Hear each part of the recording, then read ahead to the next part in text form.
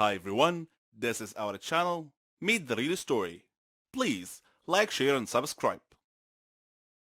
Let me be honest with you guys. I'm not a fan of first dates. I've only had a couple of good first dates, others are plain disasters.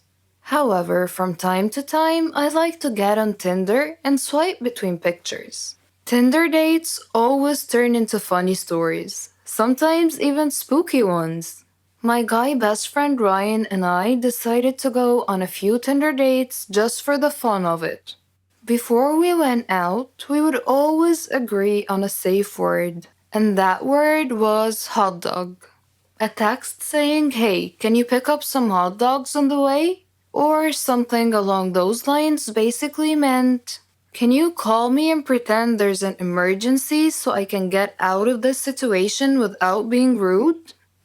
We had a lot of safe words meaning different things, and had an unspoken rule that every time we were on a date, we would let the other person know. I met this guy called Brandon on the application. We had a few good chats and decided to go out for brunch. I called Ryan and I let him know that I'll be having brunch with this Brandon guy. I'm not a supermodel, but I'm a bit too picky when it comes to first date outfits. I dived into my closet and decided to wear a bright pink off shoulders blouse and a tiny little white skirt. And of course, my signature mermaid hue high heels. Brandon texted me saying he knows of a nice Italian restaurant. Despite the fact that we were going out for brunch, I somehow agreed to Italian. The guy comes to pick me up for our brunch date. He looks nice with lots of black on. He says he needs to make a stop along the way. I couldn't really seem to disagree. I mean, he clearly forgot to buy me flowers. So I say it's fine and he can make a stop along the way. He pulls up to a grave site and I see people and I'm like, okay, maybe he's picking something up from someone, or maybe he works here and needs to do something. What was really going through my mind though is what the heck is he doing and why is he bringing me to a gravesite on a first date? I just waited in the car, especially since there's mourning people nearby and I'm wearing a bright pink outfit. He gets out of the car and opens up the passenger side door. I tell him something along the lines of, "I don't want to draw attention to myself and I'll just wait here." And he says something along the lines of, "Don't worry, you look great. They will love you." Despite my pink outfit and my high heels, Brandon was very well built. He was very tall and had broad shoulders. One could easily tell that he is into martial arts. So I wasn't very worried about my safety. However, I was really worried about his mental health. I'm not even kidding. I was so very curious about what on earth were we doing there at 10 a.m. on a first date. And who is they, as in, they love you. Okay, so the next part is a bit hard to define whether it was creepy, surreal, or a prank show. It was his mother's funeral. I stood next to a group of weeping people watching as my date's mother was lowered into the ground. Needless to say, it was really, really awkward, especially since he kept trying to hold my hand and nuzzle me for comfort. It's a first date, for God's sake. I waited for the service to be over, as I didn't want to be rude to the grieving people or to the dead woman. And then I texted Ryan, "Hot dog." So Ryan called me and pretended to be my landlord and told me that my apartment was flooded.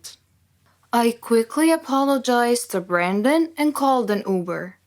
While I was waiting for my Uber to arrive, Brandon kept on holding my hand and literally begging me to stay a little bit longer. He also said we could still go out for brunch, but I politely said we could reschedule for another time. I think his cousins or something were standing too close. He told them that we've been dating for a few weeks and they should talk me into staying. I was so glad that my Uber finally arrived. I hopped inside the car like a freaking ninja. I called Ryan and asked him to come over. We stayed together, and honestly, I've never laughed as much as Ryan made me laugh that night. And guess what? Ryan and I realized we were actually in love a few weeks later. We gave up online dating and we've been together ever since. It all happened on my last holiday. It was a terrible experience. It was the worst holiday I have ever had. Me and my friend Renee, we decided to go to New Zealand. We were saving money for a very long time to go on this trip. It was our dream to go to the land of the Lord of the Rings. We had made reservations for flight at the end of July, and from that moment on, everything went wrong. It turned out that the flight was reserved for only one person, simply because a woman at the travel agency didn't understand us very well. I managed to reserve a flight, but a different one, so we couldn't go together. But I thought that it was not a big deal. My friend flew a few hours after me. I was going first. When I arrived at the airport, I was very happy because that meant that my holiday has just started and that nothing else could happen. And I was mistaken. When the hour of my flight was coming, I queued up to the custom clearance. My passport was right, and the next thing I had to do was to go through the metal detector. When I was passing through, it started to beep. I was so scared. I was taken aside immediately, and I felt like a thief. It was terrible. The custom officer had taken me to another room and she told me to undress. I tried to explain that I had a belly ring and maybe it was the cause of the beeping, but she didn't want to listen. I had to undress. They took my clothes somewhere else, and I was standing alone in the middle of the room. I was shocked and stressed. The woman came back after about 5 minutes, which seemed to be ages for me. She gave me back my clothes, but I was not allowed to put them on.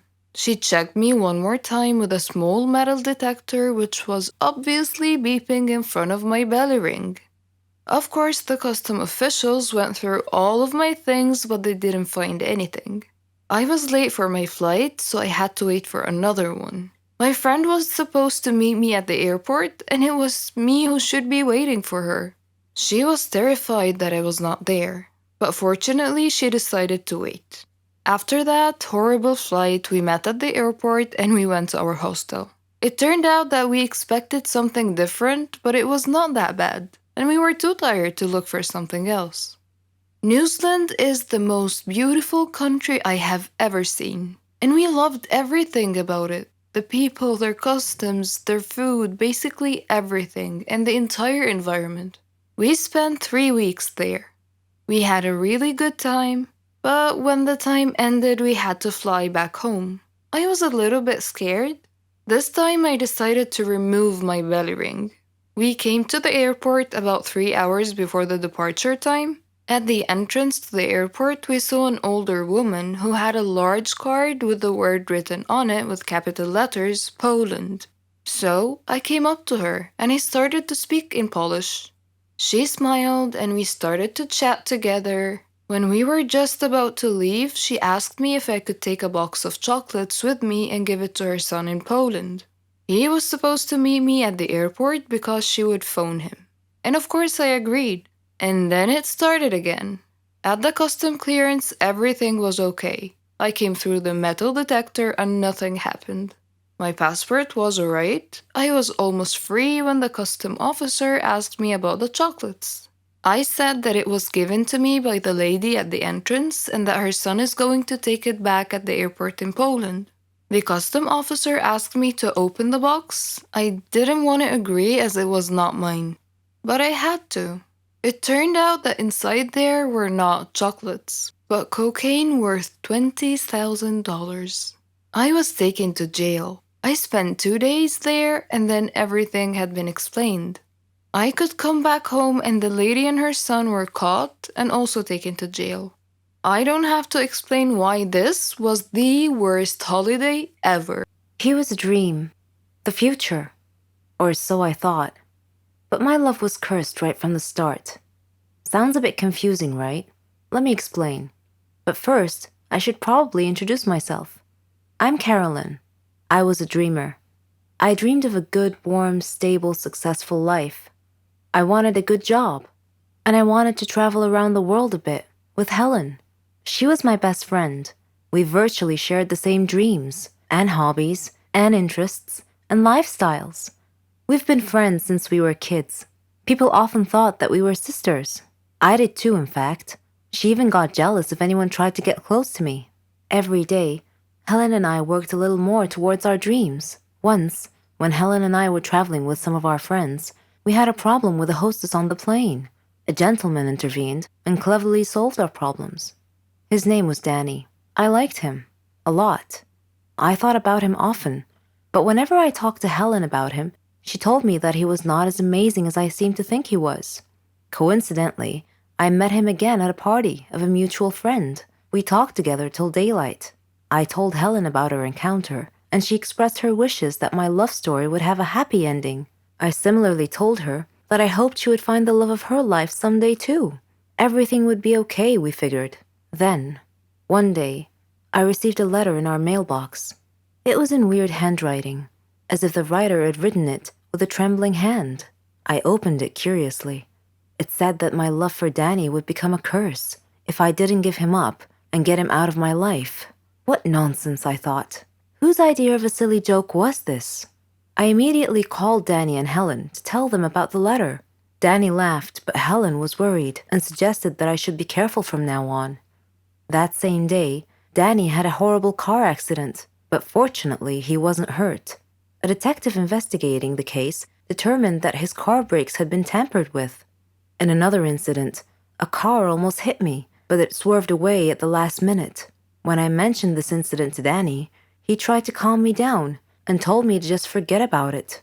He gave me a beautiful bracelet as a present and proposed. We got engaged, and I couldn't have been happier. I wanted to show the bracelet to Helen, but somehow I seemed to have lost it. I couldn't find it anywhere.